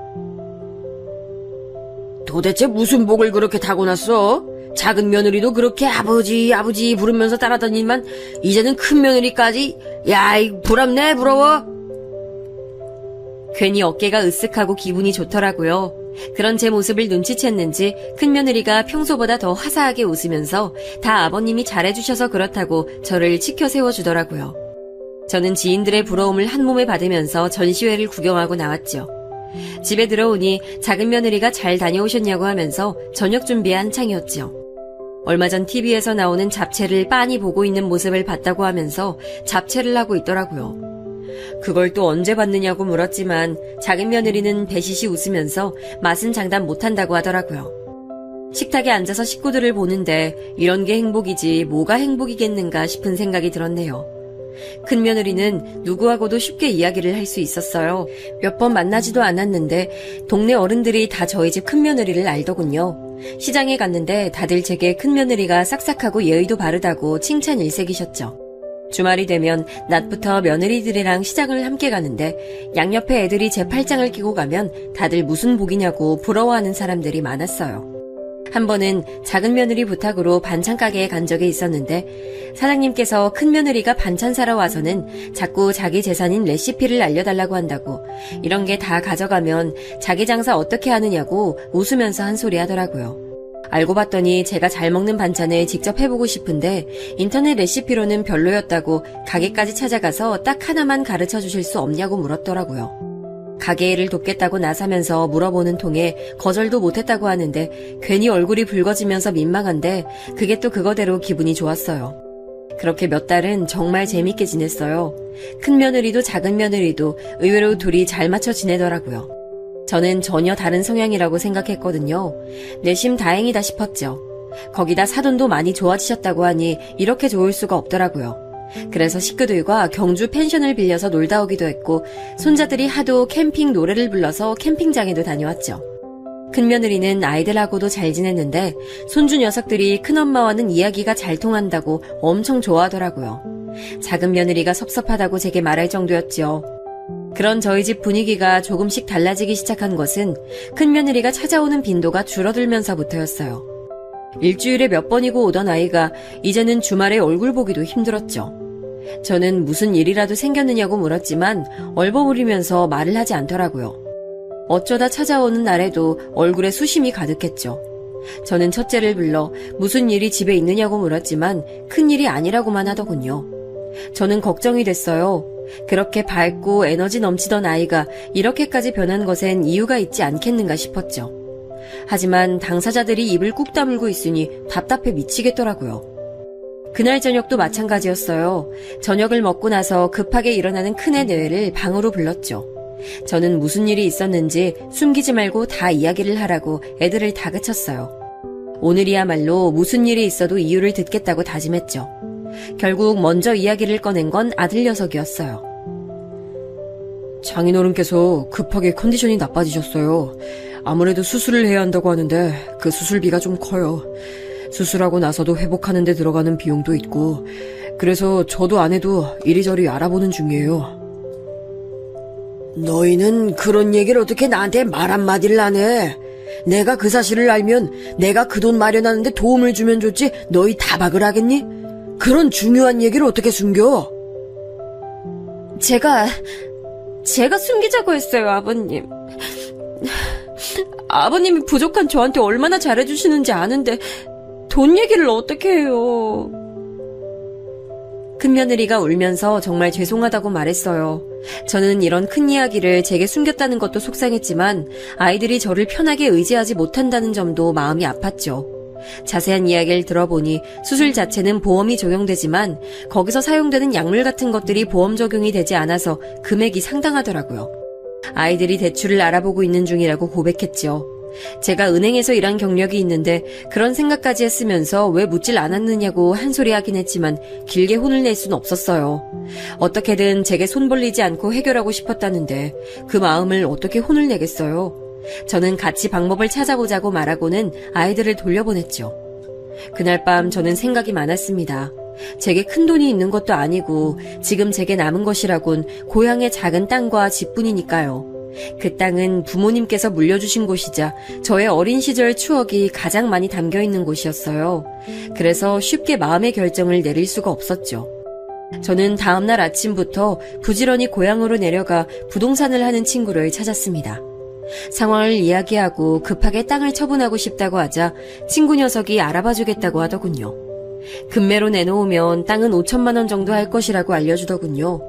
친구 녀석은 개발이 예정된 것도 아니고 그렇다고 해서 지리적으로 좋은 것도 아니라서 어쩔 수 없다고 말하며 엄청 미안한 얼굴을 했어요. 생각보다 적은 금액에 저는 다시 연락하겠다고 말하고는 집으로 돌아왔죠. 작은 며느리는 이른 아침부터 나갔다 피곤한 얼굴로 돌아온 저를 걱정스럽게 바라보며 괜찮으시냐고 물었어요. 저는 대충 둘러대고는 방으로 들어가 누웠습니다. 천장을 보고 있으니 오만 가지 생각이 다 들었어요. 하지만 이내 마음을 굳혔죠. 사람보다 더 중요한 게 뭐가 있겠는가 싶더라고요. 주말에 집에 온 큰며느리는 마음고생이 심한 듯 더 창백해 보였죠. 저는 큰며느리를 조용히 방으로 불러서는 5천만 원짜리 수표를 내밀었어요. 엄청 놀란 얼굴로 저와 돈을 번갈아 바라보며 이게 뭐냐고 묻더군요. 아버지 병원비 수술비며 네가 고생이 많다. 이걸로 수술부터 빨리 진행하렴. 수술하면 좋아지실 수 있다는데 고작 돈 때문에 차일피일 미룰 순 없잖니. 아버님, 이 큰돈이 어디서 나셨어요? 그이 말로는 고향에 내려가실 생각으로 다 정리하셨다고 하던데요. 설마 아버님 고향이... 저는 큰며느리의 말을 자르며 거기까지는 알 것 없으니 어서 넣어두라고 말했죠. 아니에요, 아버님. 진짜 그런 돈이라면 저 못 받아요. 그이가 대출 쪽 알아보고 있는 중이에요. 그러니까 아버님 돈은 못 받아요. 대출은 한참 걸려. 얼마나 나올지도 모르고 그냥 모른 척하고 받아두렴. 그리고 우린 가족 아니냐. 가족끼리 서로 챙겨주고 아껴주고 도움 필요하면 도와주고 그렇게 사는 거지. 큰며느리는 눈물을 뚝뚝 흘리며 절대 이 일은 잊지 않겠다고 감사하다고 몇 번이나 인사를 했죠. 저는 빨리 사돈어른께서 쾌차하셨으면 좋겠다고 말하면서 기분 좋게 자리에서 일어났습니다. 홀가분한 마음으로 며칠이 지났을까요? 큰애 내외가 밝은 얼굴로 왔더라고요. 수술 날짜가 정해졌다고 하면서 말이죠. 워낙 유명한 교수님의 수술이라 날짜가 금방 잡히진 않았지만 그래도 잘 될 것 같다고 엄청 좋아했죠. 그 모습을 보는데 땅을 처분하기 잘했다 싶었어요. 그런데 작은 며느리가 평소와는 좀 달라 보였어요. 자꾸 큰 며느리 쪽을 힐끔 보면서 갸우뚱하기도 하고 한숨을 쉬기도 했죠. 물론 표시가 심하게 난 건 아니지만 워낙 오래 살다 보니 저절로 눈길이 가더라고요. 큰애 내외가 가고 나서 저는 작은 며느리를 불러 무슨 일이냐고 물었어요. 작은애는 깜짝 놀라면서 아무 일도 없었다고 시치미를 뚝 떼는데 평소 거짓말을 할 줄 모르는 애라 금방 얼굴에 표시가 났죠. 내가 우리 작은애는 얼굴에 다 드러나서 평생 거짓말은 못하고 살 거라고 했지? 그냥 이야기해. 괜히 혼자서 속 끓이지 말고. 큰애랑 연관 있는 일이니? 아까 뭘 그렇게 힐끔거리고 그래? 그게 아니고요, 아버지. 저도 확실한 일이 아니라서요. 확실해지면 말씀드릴게요. 그냥 말하기엔 제가 오해하고 있는 것일 수도 있어서요. 작은 며느리의 반응에 무슨 일인가 더 궁금해졌지만 조금만 시간을 달라고 하니 더 이상 물어보기도 애매했어요. 저는 알겠다고 하고는 절대 혼자서 고민하지 말라고 했죠. 그렇게 일주일의 시간이 흘렀나 작은 며느리가 할 말이 있다고 잠깐 이야기를 하자고 하더군요. 그것도 밖에서 봤으면 좋겠다고 말이죠. 저는 뭔가 심각한 이야기인가 하면서 약속 장소로 나갔어요. 작은 애가 먼저 와 있었죠. 저는 무슨 일이길래 집에서도 못하는 이야기냐고 물었어요. 작은 며느리는 망설이더니 어렵게 입을 열었죠. 제가 형님 회사 근처에 미팅이 잡혀 있어서 나간 적이 있었는데요. 거기서 좀 이상한 얘기를 들었어요. 이상한 이야기라니? 언제 말이냐? 저번 주 늦게 들어온 날 말이냐? 미팅이 길어졌다고 한 날? 네, 그날이요. 미팅이 끝나고 나오는데 형님이 보이더라고요. 그래서 아는 척이라도 하려고 가는데 모르는 남자분이랑 엄청 반갑게 인사를 하더니만 둘이서 어디로 가더라고요. 너무 친근해 보여서 제가 따라갔거든요.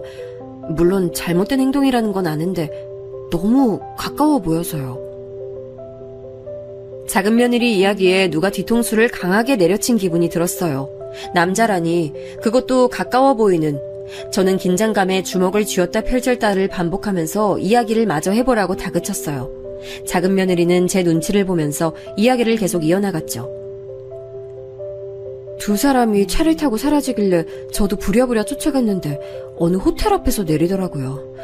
급하게 따라가긴 했는데 찾질 못했어요. 혹시 라운지에 있나 싶어서 찾아봤는데 없더라고요. 설마 하는 마음에 호텔 앞에서 기다렸는데 3시간 정도 지나서 두 사람이 다시 나오더라고요.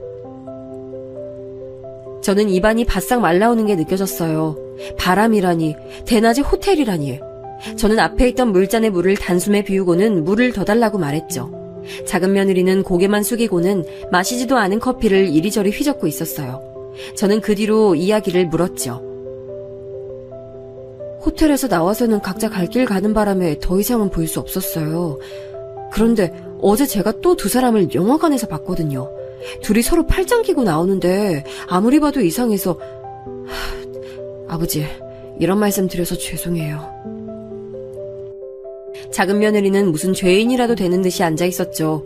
저는 네가 무슨 잘못이냐고 말해야 한다는 것을 머리론 알고 있었지만 좀처럼 입이 열리지 않았어요. 한참을 그렇게 앉아있었죠. 정신 차려보니 작은 며느리가 제 손을 잡고 토닥이고 있더군요. 괜찮냐고 묻는 말에 저는 그제야 정신을 차리고 말했어요. 네가 미안하긴 뭐가, 네 잘못이 뭐가 있다고. 혹시나 모르니까 다른 사람들한테 말하지 말고 내가 알아보마. 마음 많이 쓰였을 텐데 고생했다. 저는 그렇게 작은 며느리와 비밀을 만들고는 집으로 돌아왔죠. 집에 돌아와서도 저는 생각을 멈출 수가 없었어요. 두 번이나 잘못 본 것은 아닐 테고 사돈어인데 영화관이 호텔은 또 무슨 소린가. 12번을 생각해도 이해가 되지 않았죠. 마음으론 큰 며느리를 당장에 불러서 확인하고 싶었지만 증거가 따로 있는 것도 아니고 오로지 작은 며느리가 본 게 전부라는데 따져 묻기도 애매했죠. 저는 그렇게 꼴딱 날밤을 새고는 다음날 마음을 굳게 먹고 큰 며느리가 다니는 회사 앞으로 갔어요. 주변에 큰 공원이 있더라고요. 건물이 잘 보이는 곳에 자리를 잡고 앉았죠. 큰 며느리 모습도 보였죠. 갑자기 전화벨 소리가 울리고 큰 며느리가 제 쪽으로 걸어왔어요. 저는 큰 며느리가 절 봤는지 알고 깜짝 놀랐지만 얼마 떨어지지 않은 벤치에 앉아서 전화를 받았어요. 제게 완전히 등을 보인 상태였죠. 저는 긴장으로 흥건해진 손바닥을 바지에 닦고는 귀를 쫑긋 세웠습니다. 자기야. 오늘은 바쁘다고 전화하지 말랬지. 자기는 준비는 다 하고 전화한 거야? 비행기표랑 여권은? 평소에 들어본 적 없는 하이톤의 음성으로 간드러지게 말하는 큰 며느리의 모습은 너무나도 낯설었어요. 이혼 서류야. 벌써 도장 찍어서 준비했지. 돈? 계좌에 넣었지?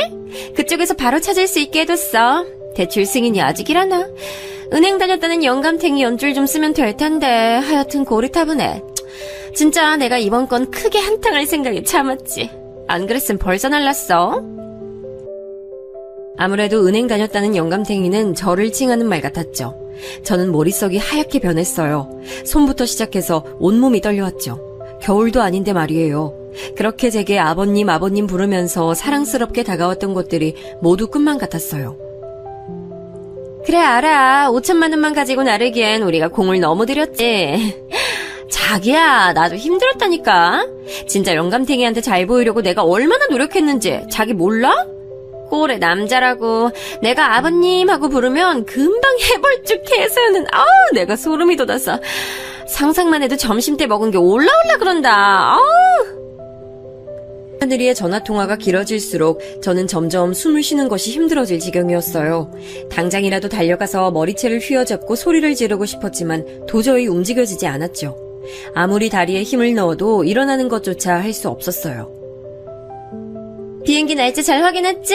수술이라고 말해도 날짜 있어서 그것보다 먼저 떠야지. 이제 이 일도 못하겠다. 늙었나봐. 다음엔 자기가 해. 자기 차례잖아. 그래. 알아. 나도 사랑해. 나중에. 끊어. 큰며느리는 늦었다는 동료의 부름에 급히 일어나더니 종종 걸음으로 공원을 빠져나갔어요. 저는 그 자리에 앉아 그 모습을 끝까지 보고 있을 수밖에 없었죠. 어떻게 집에 들어왔는지 기억도 나지 않았어요.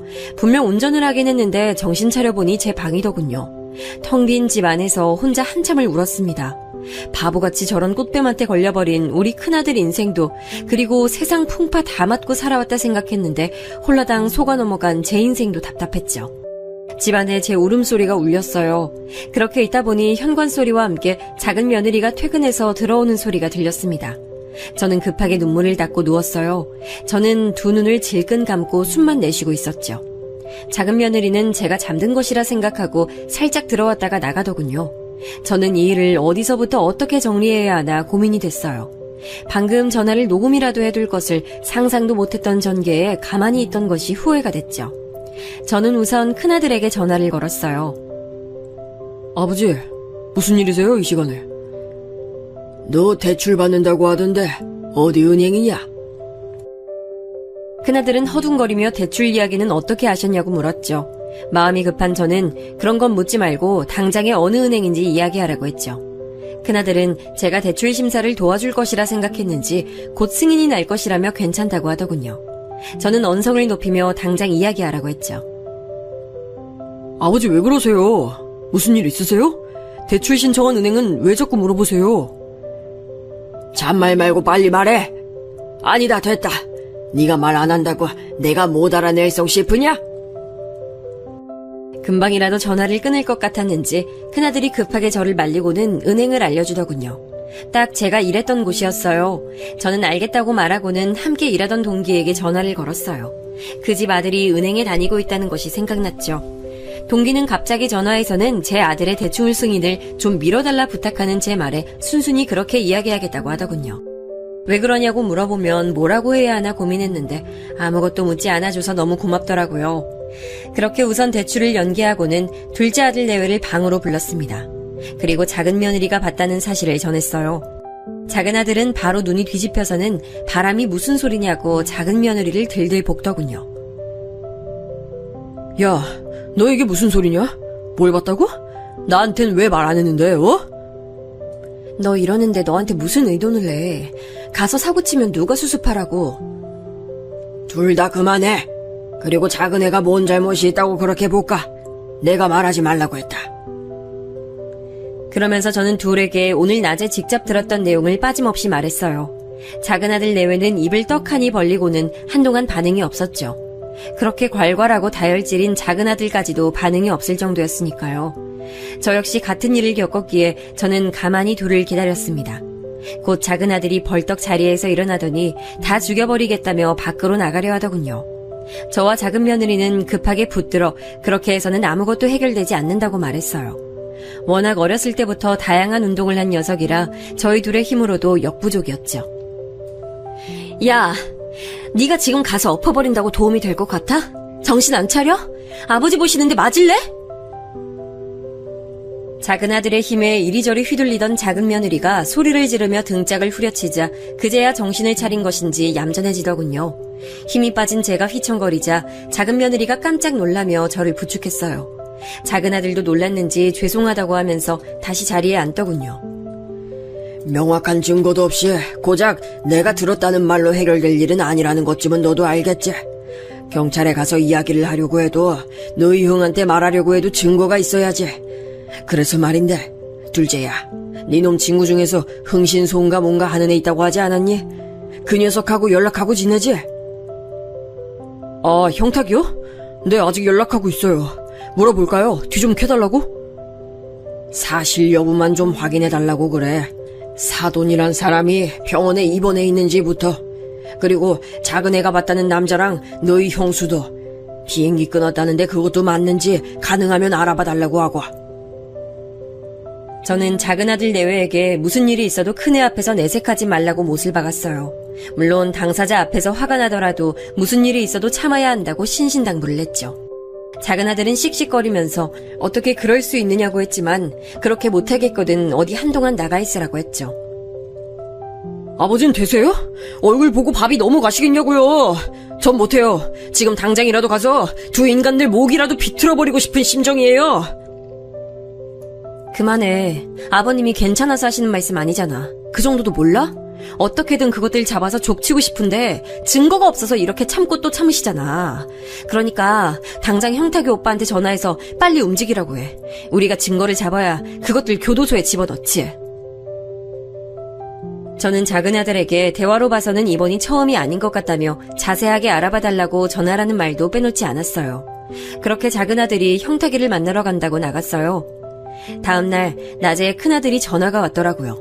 대출이 자꾸 승인이 미뤄지는데 혹시 도와줄 수 있느냐고 말이죠. 저는 모르는 척하고 얼마를 넣었기에 그러느냐고 물었어요. 사실 급한 마음에 대출을 연기시켜달라고는 했지 얼마를 넣었는지까지는 구체적으로 묻지 않았거든요. 큰아들은 망설이더니 1억을 넣었다고 하더군요. 전 도대체 그 큰 금액이 어디 필요해서 넣었냐고 물었어요. 수술하고 퇴원하시면 아무래도 저희가 모셔야 될 것 같아서요. 처음에 아버지 말씀처럼 식구 늘어날 거 생각하고 평수 넉넉하게 준비할 걸 괜히 후회가 되더라고요. 전화기 너머였지만 아들의 쑥스러워하는 얼굴이 그대로 그려지더군요. 금방이라도 한숨과 눈물이 터져 나올 것 같았어요. 저는 침착하게 알아보겠다고만 하고는 전화를 끊었어요. 이 일이 진짜로 밝혀지면 아들이 어떻게 될지 상상조차 할 수 없었어요. 충격받을 모습이 눈앞에 선했죠. 저는 그날 밥을 한 숟갈도 먹지 못했답니다. 사돈 수술 날짜라고 들었던 날이 점점 다가오는데 조사를 부탁한 곳에서는 연락이 없었어요. 점점 초조해졌죠. 작은 며느리는 사람 조사하는 일이 하루 이틀로 끝나겠느냐고 말하며 마음을 편하게 먹어야 한다고 했지만 저는 그게 힘들었어요. 하루가 1년 같았죠. 그렇게 조사를 부탁한 지 3일째 되는 날 작은 아들이 알아냈다고 하면서 시뻘건 얼굴을 하곤 들어왔어요. 금방이라도 주먹을 휘두를 것처럼 흉흉한 모습이었죠. 저 역시 긴장이 됐어요. 아버지가 생각하신 것 이상으로 쓰레기예요, 이것들. 작은 아들은 결과를 보여주며 형탁이를 통해 알게 된 사실을 설명했어요. 들으면 들을수록 정신이 아득해지더군요. 혹시나 모를 상황을 대비해서 증거가 될 만한 사진도 찍었더군요. 큰며느리와 남자가 호텔을 드나드는 모습, 길에서 진한 스킨십을 나누는 모습까지 꽤 여러 장이 됐죠. 작은 며느리는 자신이 본 그 남자가 맞다고까지 하더군요. 저는 당장 큰아들 내외를 집으로 불렀어요. 큰아들 내외는 갑작스런 호출에 당황한 얼굴을 하고 있었어요. 큰며느리는 제 안색이 나빠 보인다고 말하며 무슨 일이 있으셨냐고 물었어요. 그 가증스러운 얼굴에 소름이 돋았지만 저는 침착하게 대답했어요. 있기야 있었지. 아주 큰일이. 하마터면 크게 상의를 당할 뻔했지. 정민아, 내가 너 대출은 막아뒀다. 그러니 생각도 하지 마. 큰아들은 사기를 당하다니 무슨 소리냐며 그게 자신의 대출과는 무슨 상관이 있냐고 물었어요. 어리둥절해하는 큰아들을 두고 저는 큰며느리 앞으로 사진을 내밀었어요. 아주 다정하게 남자와 있는 사진이었죠. 얼굴색이 단번에 바뀌더군요. 허둥거리며 사진을 주우려는데 큰아들의 행동이 더 빨랐어요. 큰아들은 의문 속 남자의 사진을 바라보더니 이 남자가 누구냐고 물었죠. 큰며느리는 아무 답변도 하지 못하고는 눈을 피했어요. 이 사진으로 놀라면 안 되지. 꽤 오랫동안 알고 지낸 사이던데 그렇게 뻔질나게 만났으면서 언제까지 숨길 수 있을 줄 알았어? 그리고 병원에 입원해 계신다는 사돈, 결혼식 때 만났던 사람이랑 아예 다른 사람이던데. 저는 결혼식 사진과 함께 병원 입원 중이라는 동명의 환자 사진을 보여줬어요. 누가 봐도 확연하게 다른 사람이었죠. 뒤이어 저는 사돈인 줄 알고 만났던 사람의 또 다른 사진을 보여줬어요. 지방 장터에서 분장을 하고 무대에 오는 모습이었죠. 큰아들은 이게 무슨 일이냐고 물었지만 큰며느리는 아랫입술만 깨물면서 초조한 듯 주먹을 꼭 쥐고 있었어요. 내 돈 5천만 원에 대출 받아서 나오는 금액까지 해서 어디 가려고? 비행기 티켓까지 준비했던데 내가 너 이대로 보내줄 것 같아? 우리 아들 인생 이렇게 만들고? 내놔! 당장 내 돈 내놔! 제 언성이 높아지자 큰며느리는 도망이라도 치려는 듯 재빠르게 자리에서 일어났지만 이미 입구를 지키고 있던 둘째 아들에게 막혔죠. 큰아들은 멍한 얼굴로 사진과 큰며느리의 얼굴을 번갈아 바라봤어요. 여보, 이게 뭐야? 이게 다 무슨 소리야? 아버지가 하시는 말씀 다 뭐냐고 말해봐! 네가 직접 말해보라니까? 이거 나! 다 들었으면서 뭘? 간밤에 꿈자리가 사납더니 재수가 없으려니까. 모든 것이 밝혀지자 큰며느리는 바닥에 침을 뱉으며 알아들을 수도 없는 욕을 짓거렸어요. 저는 당장 돈부터 돌려달라고 했죠. 영감님, 돈은 무슨 돈? 내가 뭘 받았는데? 증거 있어? 당신이 나한테 돈 줬다는 증거 있냐고! 큰며느리는 아주 뻔뻔한 얼굴로 자기는 모르는 일이라고 딱 잡아댔지요. 어처구니가 없었어요. 저는 5천만 원짜리 수표를 주지 않았느냐고 말했지만 큰며느리는 오히려 저를 노망난 노인에 취급하면서 눈 하나 깜빡하지 않았어요. 당신들 지금 내가 바람 피웠다고 거짓말했다고 이렇게 사람 나오는 거야? 까짓거 이혼해! 거짓말로 당신들 속인 거 맞아. 내가 잘못했네. 이혼해줄게. 됐지? 그러니까 사람 가두지 말고 비켜. 저는 작은 며느리에게 손짓을 했어요. 사전에 약속했던 부분이었거든요. 조용히 안방으로 들어간 작은 며느리는 경찰에 신고를 했죠. 이혼? 당신이 할 말이야? 누가 누구더러 먼저 이혼을 꺼내? 이혼 이야기를 해도 우리 형이 해. 남의 인생 이렇게 만들어 놓고 가긴 어딜 간다고? 웃기지 마. 당장 우리 아버지 돈부터 안 내놔?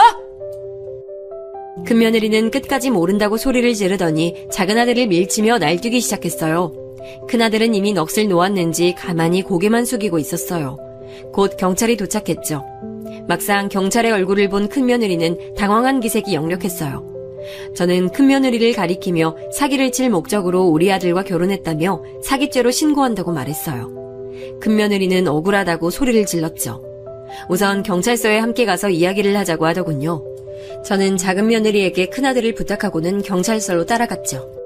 경찰서에서도 큰며느리는 돈에 대한 것은 아무것도 모른다. 바람 피운 것으로 이렇게 사람을 신고해도 되는 거냐. 간통죄 없어진 것 아니냐는 등 소리를 질렀어요. 경찰서에 있던 사람들이 힐끔거리는 게 느껴졌어요. 큰며느리 소리에 경찰관들은 머리가 지끈거리는 모양이었어요. 조용히 하라고 몇 번이나 말했지만 그럴수록 큰며느리는 더 날뛰었죠. 너는 내가 은행에서 일했다는 사실을 잊은 모양이구나. 내가 그 큰 돈을 수표로 주면서 아무 대비도 안 했을 것 같니? 경찰관님, 이에 해외 계좌 확인해보세요. 거기 이번 후에 5천만 원 수표가 입금되었을 겁니다. 저는 사전에 적어둔 5천만 원짜리 수표 번호를 제출하며 말했어요. 순식간에 큰며느리가 조용해지며 놀란 눈으로 저를 바라봤죠. 저는 예전부터 은행에서 일하던 습관으로 수표를 사용할 때는 꼭 그 번호를 체크해두고 있었거든요. 큰며느리는 이런 사실을 몰랐던 거죠. 상황은 완전히 달라졌어요. 경찰은 당장의 확인은 어렵다고 하면서 고소장을 쓸 것이냐고 물었죠.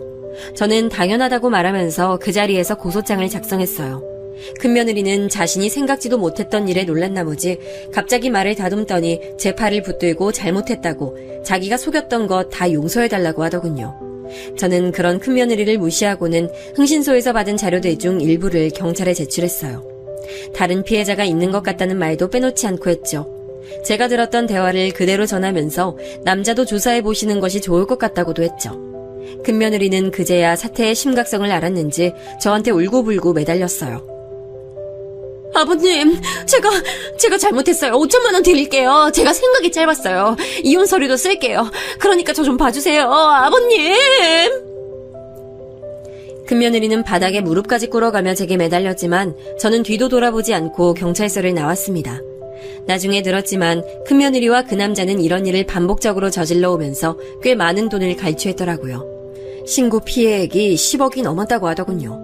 함께 작당 모의를 했던 남자까지 잡았는데 조사를 하면 할수록 사기 건수가 끝도 없이 나오고 있다고, 도대체 지금까지 어떻게 잡히지도 않고 피해 다녔는지 놀라울 뿐이라고 경찰도 혀를 내둘렀어요. 이름을 바꿔가며 사기를 저질렀으며 그렇게 빼돌린 돈으로 한동안은 흔적을 찾을 수도 없이 조용히 숨어 지내다가 다시 나와서 일을 벌리는 수법이었죠. 재판으로 넘어가는 건 당연한 일이었죠. 그 상황에서 큰며느리는 갑자기 죽어도 이혼은 못한다고 하더라고요. 이혼? 꿈도 꾸지 마. 그렇게 내가 도와달라고 했을 때 그냥 넘어갔으면 도장 이미 쾅쾅 찍었지. 근데 날 이 꼴로 만들었으면서 이혼? 난 죽어도 못해. 안 해. 나랑 이혼하고 싶으면 고소부터 취하하고 와. 큰며느리는 도와달라고 살려달라고 빌 때는 언제고 얼굴을 싹 바꾸고는 눈에 쌍심지를 켜고 덤벼들었죠. 하지만 저희는 이혼 소송을 할 생각이 없었어요. 이혼이 아닌 혼인 무효 소송을 진행할 생각이었죠. 이렇게 거짓으로 시작된 결혼이 무슨 효력이 있겠느냐며 변호사님도 무효 소송을 해야 한다고 하시더군요.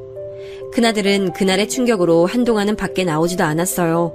회사에는 무슨 말을 한 건지 처음엔 연락이 오더니 그것도 잠잠했죠. 저는 걱정되기 시작했어요. 과거 아내가 집을 나갔을 때도 비슷한 일이 있었거든요.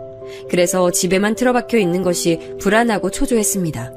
큰아들은 가족 누구와도 말을 섞으려고 하지 않았어요. 식사도 거의 하지 않았고요. 작은 며느리가 매 끼마다 식사를 준비해서 방문 앞에 가져다 놓았지만 먹은 신용만 하는 것인지 좀처럼 양이 줄지 않았어요. 큰아들은 세상에 벽을 세운 것처럼 사람을 밀어내고 있었어요. 저는 몇 번이고 아들의 방문을 두드렸습니다. 우리 모두의 잘못이지 너의 잘못이 아니라고, 나쁜 생각은 하지 말라고 말이죠. 한 달 정도 지났을까 드디어 큰아들이 밖으로 나왔어요. 살이 쪽 빠졌더군요. 얼굴이 말이 아니었습니다. 저는 별다른 말 없이 아들을 꼭 안아줬어요. 큰아들은 그렇게 안겨있더니 한참 만에 죄송하다고 말했죠. 저는 네가 미안할 일은 아무것도 없다고 말하며 아들을 안은 팔에 더 힘을 줬어요. 알고 보니 아들은 회사에 휴직계를 낸 상태였어요. 저는 이번 기회에 둘이서 여행을 가자고 말했습니다. 처음엔 의아해하던 큰아들도 곧 고개를 끄덕이며 동의했지요. 저희는 함께 배낭을 짊어지고 산티아고 순례길을 걷기로 했어요. 그 길의 끝에서는 이 모든 일을 잊고 다시 일어날 수 있는 희망을 보길 바라면서 말이죠.